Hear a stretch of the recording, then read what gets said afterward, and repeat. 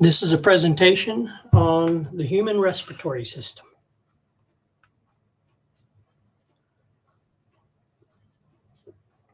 So, as you know, the respiratory system is specialized to bring oxygen into the body, but also to expel carbon dioxide, which is a waste product generated from metabolic activities. And it consists of passages that filter, moisten, and warm the incoming air. All of these things are important. And then transported into the body, into the lungs, into many microscopic air sacs where gases are exchanged, which we call the alveoli. Also, the respiratory system is responsible for producing vocal sounds. It helps with the sense of smell and helps regulate blood pH, believe it or not. Now, when we use the term respiration, we mean the process of exchanging gases between the atmosphere and body cells. So it's kind of broad, really. It refers to the way an organism acquires energy. Oxygen is required to produce that energy, those metabolic processes, cellular respiration, for example. And respiration consists of these following events. So you have external respiration, ventilation or breathing. That's what most people think of when they hear respiration. It allows gas exchange in the lungs. But then you have internal respiration, where you have gas transport in the blood and exchange with the body cells. And then cellular respiration, which is the process of ATP production in the mitochondria, which uses oxygen to harness energy and gives off carbon dioxide. So all of these forms of respiration are related. Organs of the respiratory system can be divided into two tracts, the upper respiratory tract and the lower respiratory tract. The upper respiratory tract is composed of the nose, the nasal cavity, the sinuses, the pharynx, and the larynx. The lower respiratory tract includes the trachea, the bronchial tree, and the lungs. And this is a graphic of the respiratory system that you need to get to know. So make sure you know all of these parts. And we will talk about each of these in turn. So first of all, the nose and nasal cavity. So the nose starts with the nostrils, or the technical term external nares, and they provide openings for air to enter and leave the nasal cavity. The openings are protected from particles by internal hairs. The nasal cavity is the hollow space behind the nose. It's separated into left and right portions by the nasal septum. The nasal conchae, or the turbinate bones, curl in from the lateral walls of the cavity. And the conchae separate the nasal cavity into passageways that we call the meatuses. The upper portion contains the olfactory receptors for the sense of smell. The passageways are lined with mucous membranes, which are pseudostratified ciliated columnar epithelium. There's goblet cells that produce mucus, which traps dust and pathogens. The cilia sweep the mucus towards the pharynx where it's swallowed. And the pathogens and particles are destroyed in the stomach. This prevents infection. Functions in the conduction of air include warming, moistening the air, and filtering incoming air. All these things help in the gas exchange ultimately. Nasal conchae support the mucous membrane that lines the nasal cavity and help increase the mucous membrane surface area. Figure 19.2 here shows you the respiratory structures of the head and neck in more detail. You do need to get to know these. And again, we'll go over each of these areas in a little bit more detail.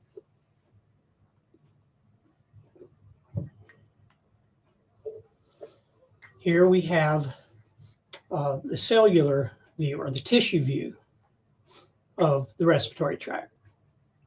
And as you can see, we have the ciliated pseudostratified columnar epithelium with those small hairs.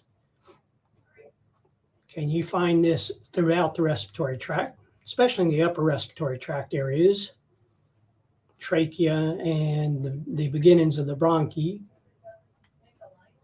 Okay, the sinuses. or specifically the paranasal sinuses. These are air-filled spaces in the maxillary, frontal, ethmoid, and sphenoid bones of the skull. They open into the nasal cavity. The mucous membrane lining is continuous with the lining of the nasal cavity. It reduces the weight of the skull, first of all. It also resonates the voice. Now, unfortunately, you can get a sinusitis, which is an infection or allergic reaction of these areas that can result in the blockage of sinus drainage, which causes sinus pressure and headache. Okay, this figure shows X-ray view of the sinuses, anterior and lateral.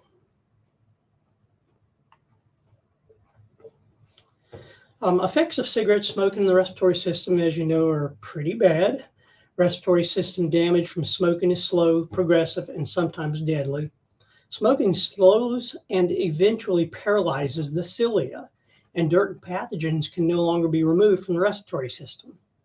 Smoker's cough occurs when the cilia no longer function and excess mucus is produced, and mucus must be coughed up. Pathogens can now access respiratory surfaces, causing more infections. And coughing leads to chronic bronchitis. Bronchial thickening results in difficulty with expiration. Ultimately, alveolar walls are destroyed, leading to emphysema. And abnormal cells may start dividing and replacing the ciliated cells. Lung cancer develops in 20% of smokers. Environmental tobacco smoke also endangers non-smokers. Here we see a normal lung, and on the right, a cancerous lung in cross-section. The pharynx. This is the space posterior to the nasal cavity, oral cavity, and larynx. It's a passageway for food and air initially. It aids in sound production. And there's three portions of the pharynx. The nasopharynx is superior to the soft palate. It's an air passage, and it contains openings to the auditory tubes that go up to the internal ear. The oropharynx is posterior to the mouth and inferior to the nasopharynx. It's a passageway for food and air. And the laryngopharynx is inferior to the oropharynx and continuous with the larynx and esophagus. The larynx is an enlargement in the airway superior to the trachea and anterior and slightly inferior to the laryngopharynx. It moves air in and out of the trachea. It houses the vocal cords, and it's composed of a framework of muscles and cartilages bound by elastic tissue. There's three large single cartilages. The thyroid, or the Adam's apple. This is the largest cartilage. Thyroid gland covers the lower part. Okay, the cricoid cartilage, it's below the thyroid cartilage. And then the epiglottic cartilage. It's the central portion of the flap-like epiglottis. There's three pairs of small cartilages. They regulate vocal cord tension for speech and close the larynx for swallowing. The arytenoid, the corniculate, and the cuneiform are the three small cartilages. Figure 19.5 shows you the larynx with the associated cartilages. We have an anterior view and then a posterior view.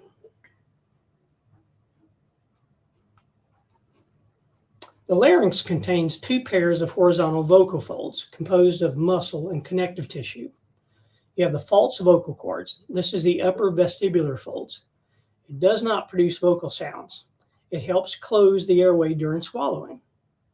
Then you have the true vocal cords. These are the lower folds. They produce vocal sounds. The sound created as air is forced between them, vibrating them.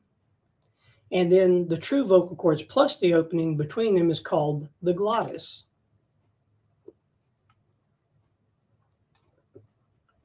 These figures show these areas of the larynx and the vocal cords. On the right, you actually see a laparoscopic view.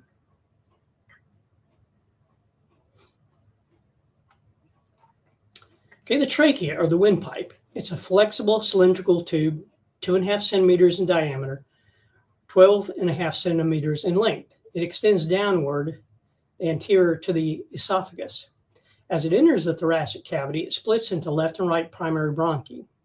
It's lined with ciliated mucous membrane, which is pseudostratified as ciliated columnar epithelium and has goblet cells. The wall has 20 C-shaped rings of hyaline cartilage to prevent collapse of the trachea. In a tracheostomy, this is a procedure that cuts an opening in the trachea to insert a tube for air exchange. It's done, for example, if an object is lodged in the larynx or trachea. Figure 19.8 shows you the trachea.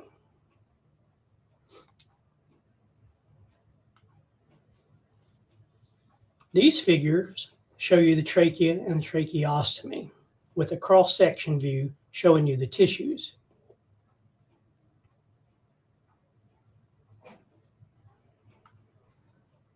The bronchial tree consists of branched airways leading from the trachea to the microscopic air sacs in the lungs.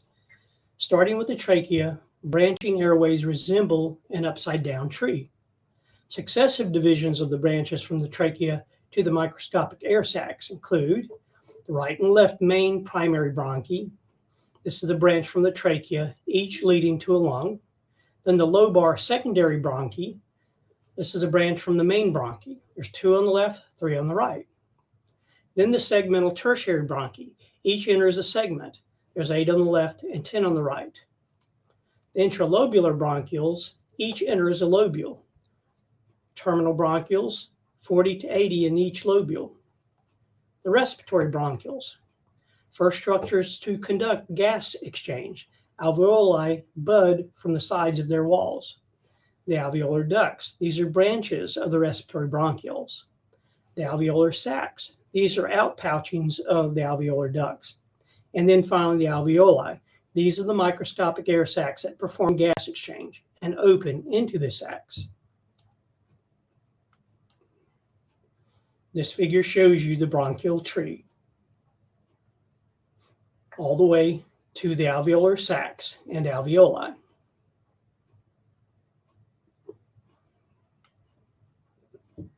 This is a cast of the bronchial tree.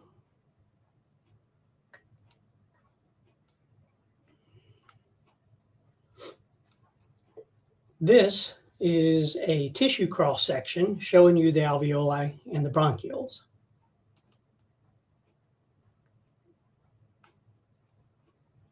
Okay, the structure of the main bronchi is similar to the trachea, but they contain cartilaginous plates instead of C-shaped rings. As the bronchi continue to branch, they become narrower and amount of cartilage decreases. Cartilage disappears in the bronchioles. This allows changes in the diameter, which we call bronchodilation and bronchoconstriction. Smooth muscle becomes more prominent, then begins to diminish from the bronchioles to the alveolar ducts, where it disappears. As the respiratory tubes become thinner, the type of epithelium actually changes. So you have pseudostratified ciliated columnar epithelium in the larger tubes. You have simple cuboidal epithelium in the respiratory bronchioles. Then you have simple squamous epithelium in the alveoli. Branches of the bronchial tree are air passages, transporting air, but not performing gas exchange. Alveoli provide surface areas for the actual gas exchange. Only structures that contain alveoli can perform gas exchange, from respiratory bronchioles to the alveoli. During gas exchange, oxygen diffuses through alveolar and capillary walls to enter the blood. CO2 diffuses from blood to alveoli. These figures show you the diffusion routes with the alveoli and capillaries.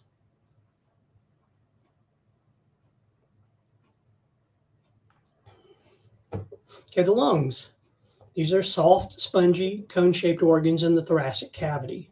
They're separated from each other by the heart and the mediastinum. The right lung has 3 lobes. The left lung has 2 lobes.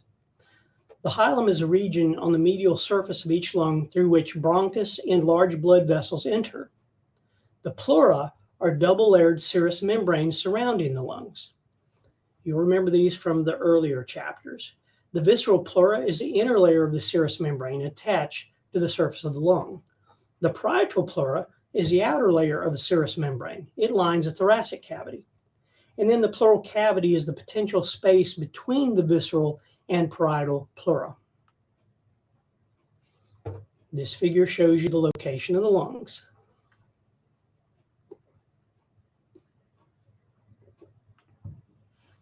This figure shows you the pleura that surround the lungs.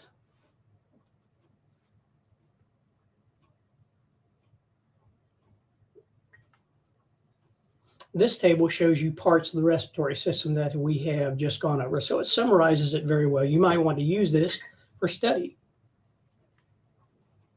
Okay, let's talk about this clinical application. Lung irritants.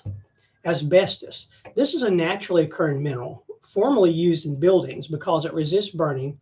Airborne fibers can lead to scarring of lungs, shortness of breath, lung cancer, and mesothelioma, which is a cancer of the pleura.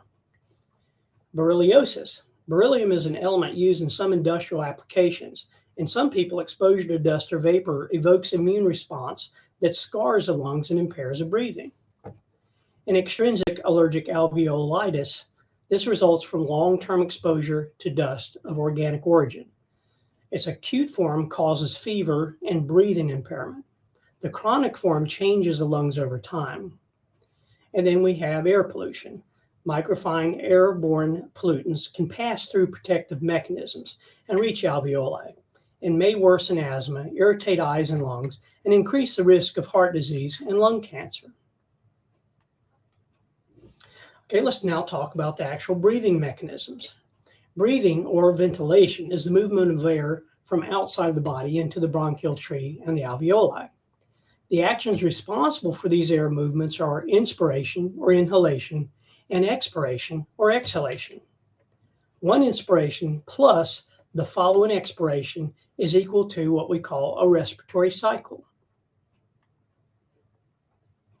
Okay, for inspiration. So first of all, atmospheric pressure. That's the force that moves air into the lungs. At sea level, it equals 760 millimeters of mercury. When respiratory muscles are at rest, atmospheric pressure and alveolar pressure are equal. Boyle's law says pressure and volume of gases are inversely proportional. If pressure inside the alveoli or the intraalveolar pressure decreases, atmospheric pressure pushes air into the airways. This occurs during normal resting inspiration, as the phrenic nerves stimulate the diaphragm to contract downward. Volume of the thoracic cavity increases, which decreases the pressure from 760 millimeters of mercury to 758. In response to pressure differences, air rushes into the thoracic cavity. These figures show you lung at rest and air movements of inspiration. This figure shows you the respiratory cycle. So as you see at rest, atmospheric and intrapulmonary pressures are equal, and there's no airflow. In inspiration, the thoracic cavity expands laterally, vertically, and anteriorly. Intrapulmonary pressure drops below atmospheric pressure, and air flows into the lungs.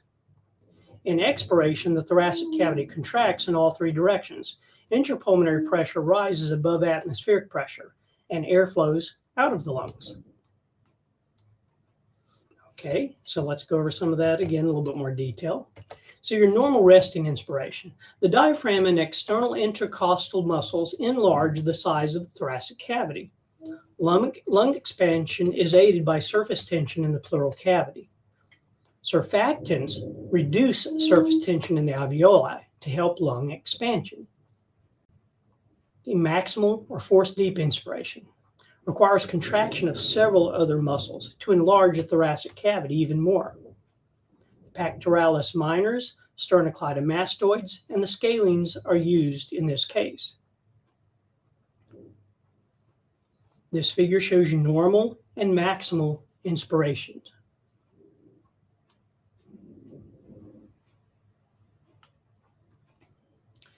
This table shows you the major events in inspiration.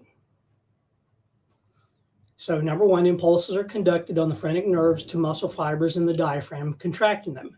As the dome-shaped diaphragms move downward, the thoracic cavity expands.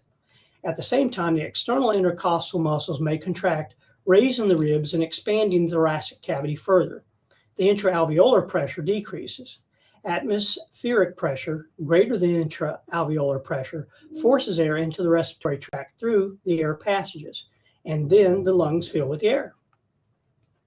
Okay, in expiration.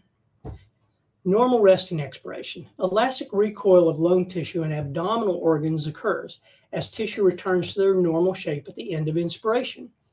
Surface tension develops on the moist surfaces of the alveolar linings, and this shrinks the alveoli. These factors increase intraalveolar pressure about 1 millimeter mercury above the atmospheric pressure, forcing air out of the lungs. This is a passive process. It does not involve muscle contraction at all. They're simply letting the air out by relaxing the muscles. And elastic recoil is what causes this. Now, in maximal force deep expiration, this is due to contraction of internal intercostal and abdominal muscles. Increased abdominal pressure forces the diaphragm into a higher position, which pushes more air out of the lungs. So this is forced expiration. This figure shows you normal and maximal expirations.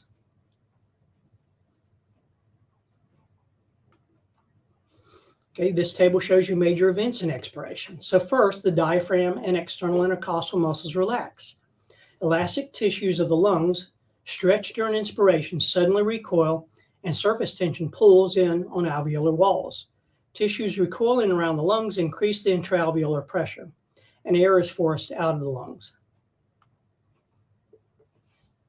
Okay, some terms that we use when we talk about respiration. So respiratory volumes and capacities. Respiratory volumes are various volumes of air that can be moved into or out of lungs. Different degrees of effort in breathing move different volumes of air in and out of the lungs. In spirometry, we can take measurements of the air volumes. 3 respiratory volumes are included: tidal volume, inspiratory reserve volume, and expiratory reserve volume. These can be measured with a spirometer. Residual volume cannot be measured this way. Respiratory capacities can be calculated by combining 2 or more respiratory volumes. Vital capacity varies with age, gender, and body size.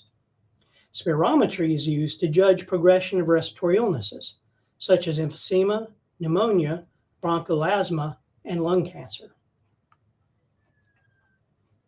This shows an individual that is having different respiratory volumes and capacities measured with a spirometer. Okay, table 19.4 shows you respiratory volumes and capacities, the normal volumes. Notice the tidal volume. This is the volume of air moved in or out of the lungs during the respiratory cycle. Inspiratory reserve volume is the maximum volume of air that can be inhaled at the end of a resting inspiration. Expiratory reserve volume is the maximum volume of air that can be exhaled at the end of resting expiration. Residual volume. This is the volume of air that remains in the lungs even after maximal expiratory effort. Vital capacity. This is the maximum volume of air that can be exhaled after taking the deepest breath possible. So vital capacity is equal to the tidal volume plus inspiratory reserve volume plus expiratory reserve volume. Inspiratory capacity. This is the maximum volume of air that can be inhaled following exhalation of resting tidal volume. Inspiratory capacity is equal to tidal volume plus inspiratory reserve volume. Functional residual capacity. This is the volume of air that remains in the lungs following exhalation of resting tidal volume. So functional residual capacity is equal to expiratory reserve volume plus reserve volume. Or residual volume, I apologize. Total lung capacity is the total volume of air that the lungs can hold. So total lung capacity is equal to vital capacity plus residual volume. This chart actually is probably easier to understand or to remember in terms of these different volumes and capacities. Keep in mind, right here in the center is just the normal tidal volume. Okay, and everything else you'll see is kind of structured around that basic residual volume. Okay, inspiratory reserve volume goes all the way up to here. Expiratory reserve volume is down here. Your total lung capacity is here. Okay, dead airspace. Some air entering the respiratory tract during breathing does not reach functional alveoli. These are called dead spaces. Anatomic dead space is air in the respiratory tract that remains in conduction structures and does not reach alveoli. Alveolar dead space is the air in the respiratory tract that reaches non-functional alveoli, such as alveoli associated with capillaries with poor blood flow. This occurs occasionally. Physiologic dead space, this is the total of anatomical and alveolar dead space. Under normal circumstances, anatomic dead space is equal to the physiologic dead space of about 150 milliliters per breath.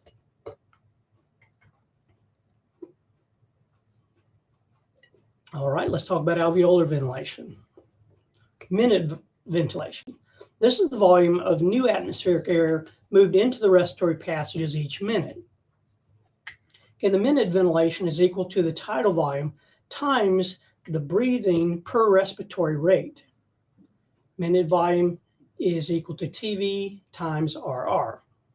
Since some new air in each breath remains in the physiologic dead space, another figure can be calculated to represent the actual amount of inhaled air that reaches the alveoli each minute. An alveolar ventilation rate, this is the tidal volume minus the physiologic dead space. Then it's multiplied by the breathing rate. This is the volume of air that reaches the alveoli each minute. This is an important value since it impacts the concentrations of oxygen and CO2 in the alveoli. Okay, non-respiratory movements. Air movements other than breathing are called non-respiratory movements. Some clear the air passages, as in coughing and sneezing. Some express emotions, as in laughing and crying. Usually they result from reflexes, but sometimes they can be started voluntarily. Okay, table 19.5 shows you different non-respiratory air movements and the mechanisms as well as the functions.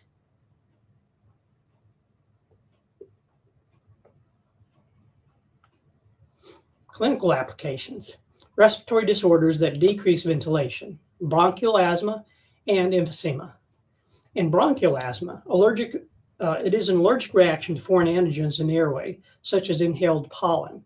In smaller airways, mucus and secretions from allergic responses accumulate, since not many cells are ciliated there.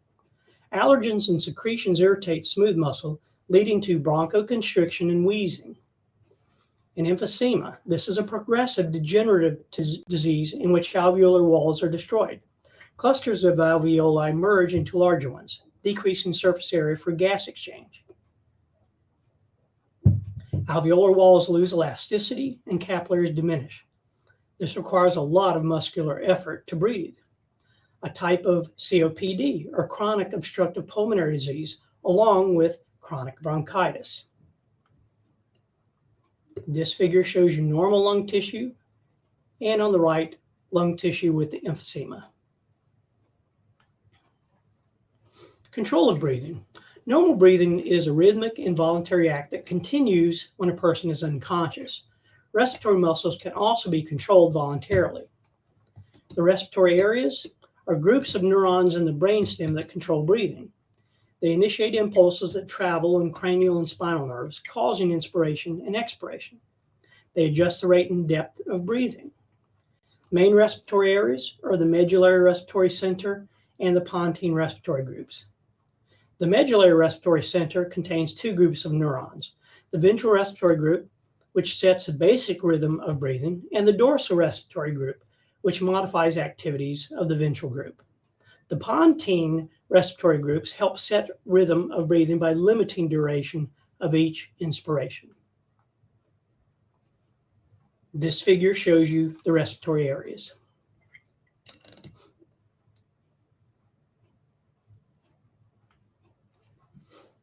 This figure shows you the pathway of the respiratory areas.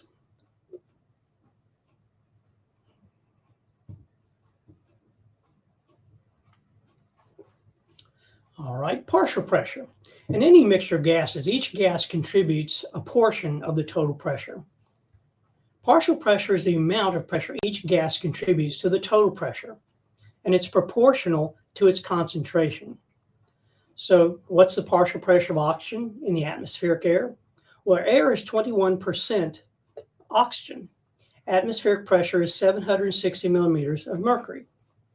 So we can calculate, so 0.21 times 760 millimeters of mercury equals 160 millimeters of mercury, which is the partial pressure of oxygen, which we designate as P sub O2.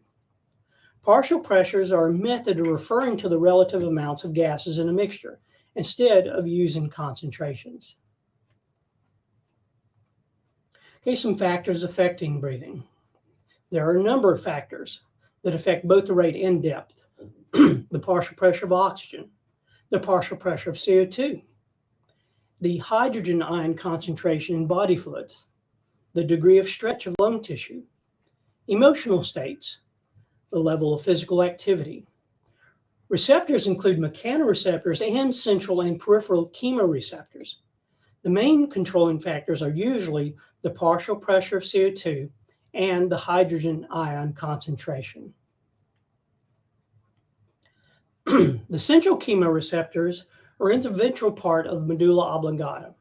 They mainly monitor the pH in the brain. Low blood PO2 does not have much effort on them. Hydrogen ions do not cross blood-brain barriers well. CO2 crosses the blood-brain barrier and binds to water to produce carbonic acid. Carbonic acid dissociates to release hydrogen ions. These ions are detected by the central chemoreceptors. Therefore, since the hydrogen concentration is directly linked to that of CO2, these two substances are often thought of as equivalent concerning acidity. Increase in carbon dioxide or hydrogen ion in blood leads to increased alveolar ventilation. Peripheral chemoreceptors and inflation, Herring-Brewer reflex. Peripheral chemoreceptors are mainly those that sense changes in blood partial pressure of oxygen. They're in the carotid and aortic bodies. Decreased partial pressure of oxygen causes an increase in breathing rate and tidal volume, leading to an increase in alveolar ventilation. It usually does not cause a major response until the partial pressure of oxygen decreases to about 50% of normal value. In the inflation Herring-Brewer reflex, this helps regulate depth of breathing. As lung tissue stretch during inspiration, stretch receptors are stimulated. Sensory impulses travel over the vagus nerve to the respiratory areas. Duration of the inspiratory burst is then shortened. This prevents overinflation of the lungs during forced breathing. This figure shows you the control of ventilation by the chemoreceptors.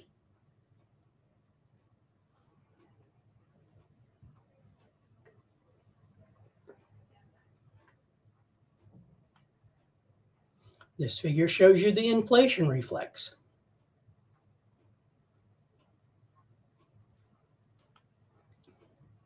This table goes over the factors that affect breathing that we have just gone over.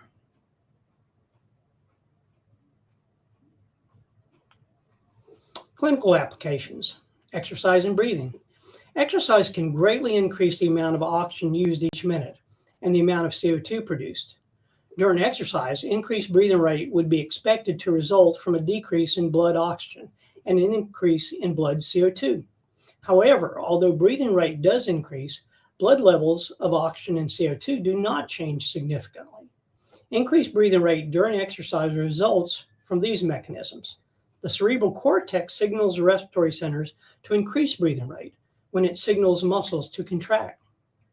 Proprioceptors stimulated by muscular movements stimulate the respiratory centers to increase the breathing rate, and this is called the joint reflex. Exercise increases demands on both respiratory and cardiovascular systems.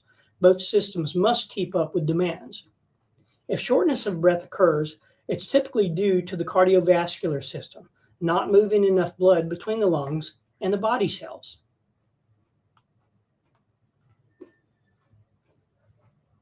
Now let's move to the alveolar gas exchanges. Tubular organs of the respiratory system transport air into and out of the lungs. The alveoli are the sites of the vital processes of gas exchange between the air and the blood. Microscopic air sacs at the ends of the alveolar sacs, or the alveolar ducts rather. Alveolar pores may permit air to pass from one alveolus to another, providing alternate air pathways. And alveolar macrophages help to clean alveoli. This figure shows you alveoli and alveolar pores.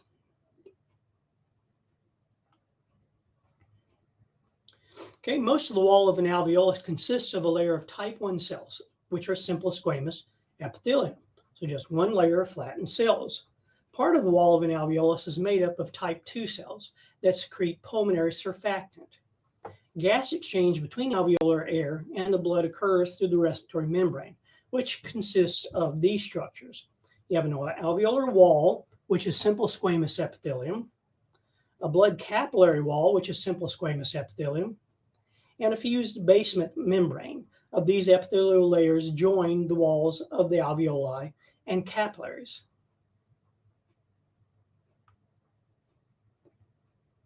This figure shows you the respiratory membrane.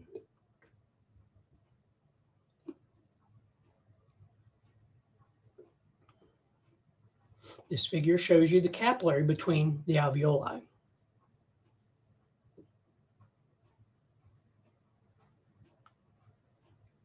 Okay, diffusion through the respiratory membrane.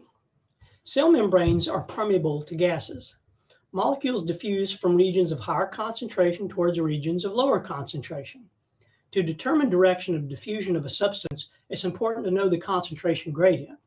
In the process of respiration, gases diffuse from areas of higher partial pressure to areas of lower partial pressure.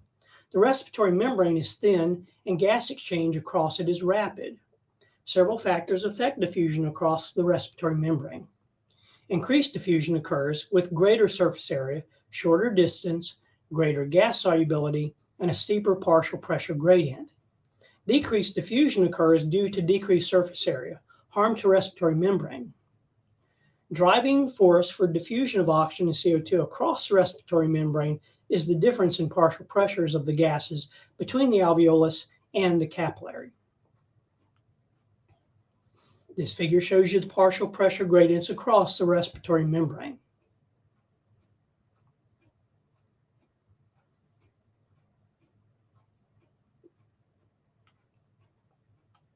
Okay, clinical application. Effects of high altitude. At high altitude, air is still 21% oxygen, but partial pressure of oxygen decreases because the atmospheric pressure is lower. Oxygen diffuses more slowly into the blood, and hemoglobin saturation declines. People experience various degrees of altitude sickness. Body attempts to obtain more oxygen by increasing heart and breathing rate and increased production of red blood cells and hemoglobin. High altitude pulmonary edema is a severe form of altitude sickness. Sudden severe headache, nausea, vomiting, rapid heart and breathing rate, cyanosis. Hypoxia vasoconstricts pulmonary blood vessels, sending blood under high pressure through the pulmonary circuit. This raises capillary pressure and filters. Okay, other disorders that impair the gas exchange. Pneumonia. This is infection of the lungs in which alveoli swell due to edema. Alveoli become abnormally permeable. Fluids and white blood cells enter the alveoli, and this decreases the available surface area for gas exchange. Tuberculosis. This is a bacterial lung infection in which dense connective tissue or tubercles form around the infection sites to wall off the infection and stop the spreading. Lung tissue is destroyed though, and respiratory membrane thickens as tubercles form, reducing surface area for gas exchange. In atelectasis, this is a lung collapse. Blood vessels collapse along with the lung. In case of obstruction, alveoli beyond obstruction collapse. Usually the functional regions carry on enough gas exchange for the cells. Acute respiratory distress syndrome, form of atelectasis, in which the alveoli collapse. Blood vessels and airways narrow, and oxygen delivery is severely impaired. Okay, gas transport. Blood transports oxygen and CO2 between the lungs and the body cells. As the gases enter the blood, they dissolve in the plasma or chemically combine with other substances. There's two methods of oxygen transport in the blood. 98 to 99% diffuses into alveolar capillaries, enters the red blood cells, and binds to the hemoglobin. Oxygen loosely binds to iron in heme units of each of the 4 polypeptide chains in hemoglobin, forming oxyhemoglobin. One hemoglobin can bind to 4 oxygens. Chemical bonds between oxygen and hemoglobin are relatively unstable. The other 1 to 2% dissolves in blood plasma. Factors which increase the release of oxygen from hemoglobin are a decrease in partial pressure of oxygen, an increase in the partial pressure of CO2, an increase in acidity, or the increase in temperature. Released oxygen moves from the blood into the tissues. About 75% of the oxygen remains bound to hemoglobin in venous blood, ensuring that respiratory system can adjust the CO2 levels and pH as necessary. This figure shows you the hemoglobin saturation curve. This shows you percent of saturation of hemoglobin versus the partial pressure of oxygen. Okay, oxygen transport and dissociation. Partial pressure differences cause oxygen to diffuse from an alveolus into the blood. Blood is oxygen rich. It's 100% saturated in the pulmonary capillaries. Oxygen is transported through the blood bound to the hemoglobin. Differences in partial pressure of oxygen cause oxygen to diffuse from the blood into the fluid around the cells. After dropping off oxygen to the tissues, hemoglobin is still about 75% saturated in the venous blood. This is called oxygen poor blood. This figure shows you the oxygen transport and dissociation.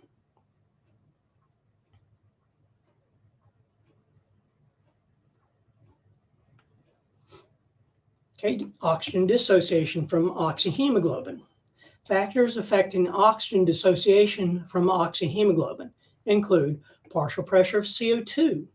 As the partial pressure of CO2 increases, so does the amount of oxygen released from oxyhemoglobin. The pH of blood. As blood pH decreases, as acidity increases, the amount of oxygen released from oxyhemoglobin increases. Blood temperature. As blood temperature increases, the amount of oxygen released from oxyhemoglobin increases also. These figures show you oxyhemoglobin dissociation based on 37 degrees Celsius and different partial pressures of oxygen or partial pressures of CO2 or pH or temperature.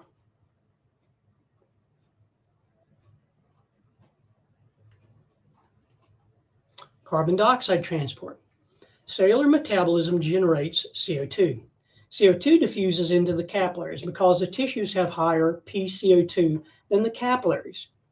The CO2 is transported to the lungs in one of 3 ways. It dissolves in the plasma, 7%, and it remains as CO2. Carbaminohemoglobin, 23%. It binds to hemoglobin in red blood cells. As part of a bicarbonate ion, this is 70%. The majority is transported this way. Bicarbonate ions form as a result of a reaction between carbon dioxide and water. Upon reaching the lungs, bicarbonate ions diffuse back into the red blood cells, and the reaction runs in reverse. CO2 diffuses from blood into the alveoli, from which it is exhaled from the lungs. So as you can see in this equation, we are going back and forth between the carbonic acid and the splitting of the carbonic acid into CO2 and water. Same thing here, except the opposite direction.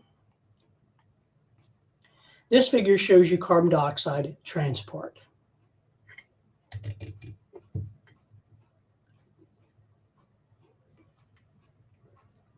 This table Shows you gases entering the blood, their reactions, and the substance that's transported. Lifespan changes for the respiratory system. Lifespan changes reflect an accumulation of environmental influences and the effects of aging in other organ systems. The following changes may occur. Ciliated epithelial cells become fewer in number. Cilia becomes less active. Mucus thickens. Swallowing, gagging, and coughing reflexes slow.